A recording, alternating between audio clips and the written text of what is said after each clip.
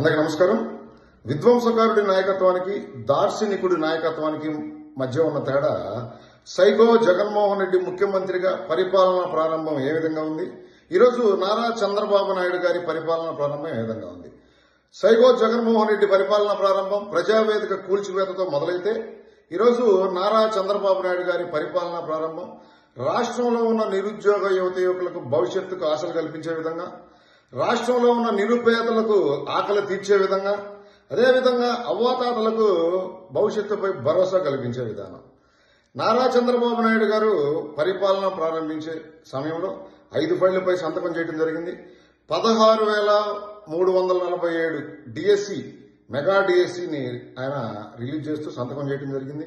అదేవిధంగా అన్నా క్యాంటీన్ల పునఃప్రారంభం, land titling act రద్దుపై సంతకం, అవ్వాతాతలకి 3,000 నుంచి 4,000 రూపాయల పెన్షన్ పెంచుతూ సంతకం, స్కిల్ గణన. గతంలో సైకో జగన్మోహన్ రెడ్డి 2,000 నుండి 3,000 పెంచుతానని మాయ మాటలు చెప్పి ముఖ్యమంత్రి అయిన తర్వాత 5 సంవత్సరాల కాలంలో నేను పెంచుకుంటూ పోతానని చెప్పిన దుర్మార్గుడి పరిపాలనకి ఈరోజు ఒక్క సంతకంతో 3,000 నుండి 4,000 రూపాయలు పెంచిన నారా చంద్రబాబు నాయుడు గారి పరిపాలనకి తేడా అర్థమవుతుంది.